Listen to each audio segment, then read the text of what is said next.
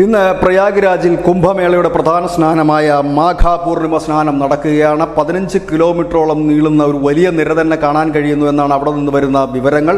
46 കോടി ജനമാണ് ഇതുവരെ കുംഭമേളയിൽ എത്തി സ്നാനം ചെയ്ത് മടങ്ങിയത്. ഏതായാലും വളരെ പ്രധാനപ്പെട്ട ഒരു സ്നാനമാണ് ഇത്. കഴിഞ്ഞ തവണ ത്രിവേണി സംഗമത്തിൽ ഉണ്ടായതുപോലെയുള്ള തിക്കും തിരക്കും അതിലുണ്ടായ അപകടങ്ങളുമൊക്കെ മുൻനിർത്തിക്കൊണ്ട് വിപുലമായ സുരക്ഷാ ക്രമീകരണങ്ങളാണ് ഒരുക്കിയിരിക്കുന്നത്. ഇതിനെല്ലാം യോഗി ആദിത്യനാഥ് നേരിട്ട് അത് മേൽനോട്ടം വഹിക്കുന്നു എന്നുള്ളത് തന്നെയാണ് ഏറ്റവും വലിയ ഒരു വാർത്തയും പ്രത്യേകതയും. അദ്ദേഹം ലക്നൌവിൽ തൻ്റെ ഒഫീഷ്യൽ വസതിയിൽ ഇതിനു വേണ്ടിയിട്ടുള്ള ലൈവ് സ്ട്രീമിംഗ് ഉൾപ്പെടെയുള്ള അതായത് കുംഭമേള സ്ഥലത്തുള്ള സുരക്ഷാ ക്രമീകരണങ്ങൾ വിലയിരുത്തിക്കൊണ്ട് ഒരു വാർ റൂം അദ്ദേഹം തുറന്നിരിക്കുന്നു.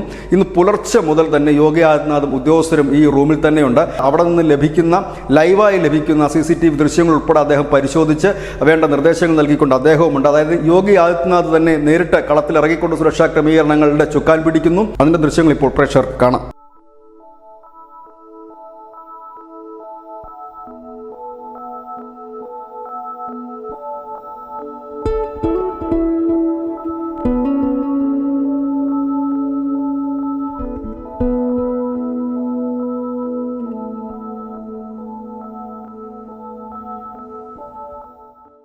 ഏതായാലും ഈ സ്നാനത്തോടുകൂടി ഒരു മാസം നീണ്ടുനിന്ന കൽപ്പവകൾക്ക് ഇന്ന് സമാപനമാകുകയാണ്. 10 ലക്ഷത്തോളം കൽപ്പാവാസികൾ ഇന്ന് പ്രയാഗ്രാജ് വിട്ടു പോകാൻ തുടങ്ങും.